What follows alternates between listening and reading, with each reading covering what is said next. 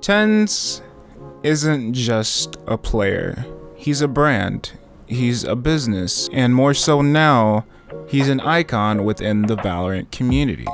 From humble beginnings in CSGO to performing some of the most amazing plays in Valorant's history so far, it's hard to find other pros who can even come close to TenZ when it counts. Tyson TenZ Nigo, born May 5th, 2001, first got his start in Counter-Strike through his uncle. Eventually, after a failed career in Counter-Strike, he would find his footing and then home as one of Valorant's most prestigious players. From being one of NA's top players to creating moments that seem impossible for the normal player, it's obvious few things or even players can stop him. TenZ would spend the majority of his time grinding on CSGO. In fact, this is where the majority of his time well into his teenage years would be spent. And it wouldn't be long before TenZ realized he had an innate talent for great aim. After creating a great following in the CSGO community, TenZ would eventually make it to where all the best Counter-Strike players in the world go to truly show their skills. TenZ didn't really start his career in competitive gaming until he got drafted by Cloud9. At this point in time, TenZ had a history for being one of the game's best players,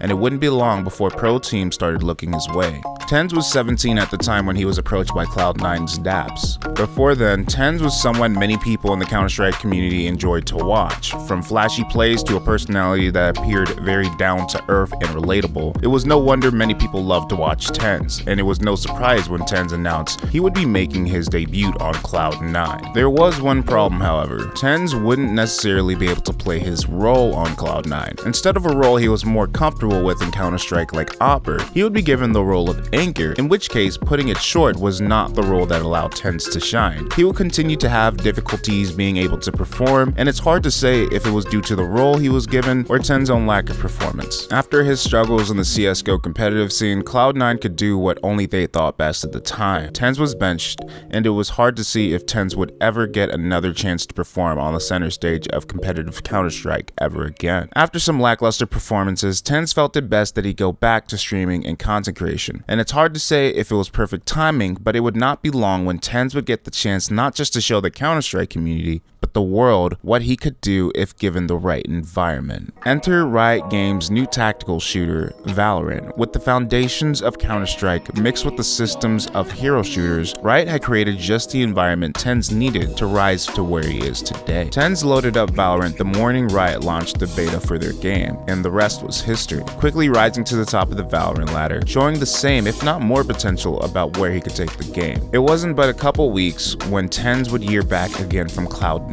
about a potential opportunity, an opportunity to make everything right. TenZ was back. Cloud9 made the decisive decision to make TenZ their first professional Valorant player. He would also be partnered with some of his prior teammates from Counter-Strike, and that's when everything really took off for TenZ. It's no surprise, but at the time, TenZ was taking off even more so on Twitch, stating some of his streams would now go from 1,000 viewers to 5,000 viewers to even hitting 10K concurrent viewers on Twitch. But when it came to TenZ playing on the professional Valorant stage, well, TenZ was performing better than exceptionally well. He was having a phenomenal run. Cloud9 was on the top of the world while everybody was witnessing the greatness that is TenZ as a professional Valorant player. However, runs don't last forever. Cloud9 was beginning to see a decline in performance, so it makes it less of a shock when TenZ would eventually announce he would be leaving Cloud9's roster in January of 2021, taking a hiatus from the game to focus more on content creation. At the time, because of a lockdown and a pandemic that was going on, TenZ had decided this would be the best time to take a step back and focus on his brand as a content creator. While streaming with people like Shroud and working quite a bit with his girlfriend and content creator Kaide, TenZ was having an amazing run on and off the stage. But not long after, another shift for TenZ would take place. TenZ would go on to sign and join with Sentinels and start competing in the end of Valorant's Challenger Finals. However, this wasn't a regular contract. This was actually a loan. That's right, Cloud9 was loaning TenZ to Sentinels to compete for them in Valorant. And putting it lightly,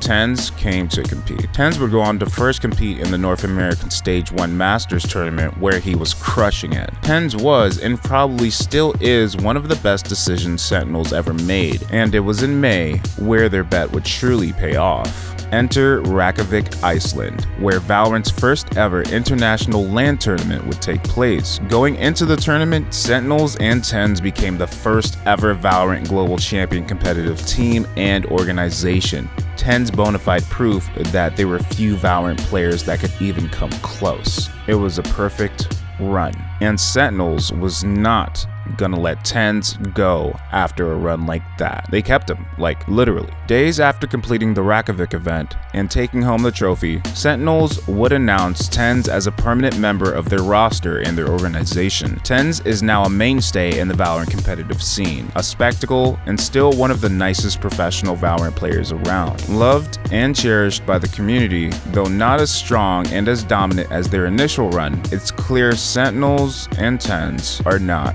going anywhere. We hope you guys enjoyed this short documentary, and thank you so much for watching the esports driven channel. Don't forget to subscribe and turn on notifications for future Valorant videos.